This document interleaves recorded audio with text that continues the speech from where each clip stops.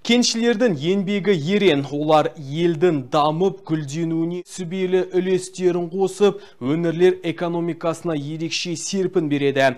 Дәл осы мамандықты игеріп, отбасынан жырақта еңбек етіп жүрген кеншілердің бір сыпырасы өңірден 200 шақырым жырақта орналасқан Жомарт кеніші, яғни Жаманайбатта еңбек етеді. Кеніштегі жұмыс қазіргі таңда қалай жүріп жатыр, толығырақ Алтынгүл Төлегенованың бейнесюжетінде. Аймақтан 200 шақырымдай қашықтықта орналасқан Жомарт кеніші өз қаражатымен қысқа мерзімде қатарға қосылған кеніштердің бірі. Екі ауысымға бөлінген жұмысқа 800-ден астам адам қызметке түсіп, жарты айын осында өткізеді. Бұл дегеніміз 1800-ге жуық адамды жұмыспен қамтып отыр деген сөз. Компанияның дамытудың стратегиялық бағдарламасы бойынша салынған бұл кеніш жылына 130 мың тоннадан артық кен береді. Кеніш үшін басты қағида кен өндірісінде қауіпсіздік техникасы ережелерін барынша сақтау. Аталмыш кеніште өз саласының шебері атанып отырған мамандарда аз емес. Саланың қыр-сырын меңгерген шахтерлар басшылық тарапынан еңбегіміз еленіп тұрады, нәтижесінде бізде берілген жоспарды орындаймыз дейді. Вақталық методпен жұмыс істейтін еңбеккерлер үшін бұл жерде барлық жағдай жасалған. Бәрі жақсы, ауасы таза, су ондай жерлер жоқ, бәрі құрғақ, тамаша жұмыс жақсы.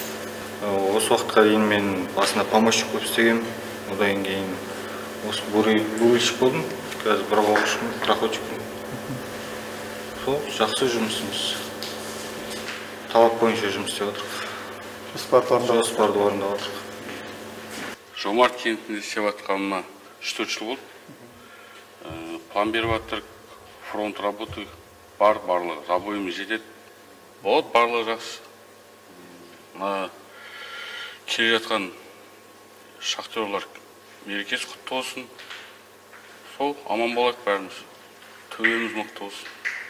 Кеніште кен өндірумен 5 телім айналысады. 7 бригада іргелік кен дайындығы жұмысын жүргізеді. Оның үшеуі шақты проходкалау тресіне қарайды. Қазір анықталған кен қоры 2052 жылға дейін еркін жетеді деп күтілуде. Кеншілердің жұмысын жеңілдету үшін жыл сайын түрлі аппараттар мен техникаларда заман талабына сай жаңартылып отырады. Сондай техниканың бірі ауыр жүктерді тасымалдайтын және артатын эпирок техникасы. Ауыр жүк көлігі толықтай электронды, яғни май, су сияқты сұйықтықтарды қажет етпейді. Айта кетерлігі, аталмыш техниканы ТМД елдері бойынша алғашқы болып Қазақмыс компания салған. Және бұл техника аймағымызда Жомарт кенішінде ғана бар. Мен аты-жөнім Біркенов Жаслан. Осында рудник Жомартта 5-ші участокте 5 жыл болды істеп жатқаныма. Машина осы дауыс шықпайды. Электронный СНГ бойынша осы рудник Жомартта бірінші машина экспериментальный. Еңілдігі орнынан сместі жақсы алады. Переключение қосылмайды, алға, артқа бір скорость сол. Экология тазалығы, бұдан газ іштен шықпайды. Сол.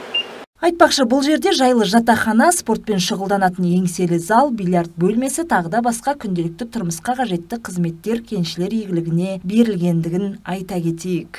Алтынгүл Төлегенова, Вадим Кривов, Ақшам телеарнасы, Ұлытау облысы.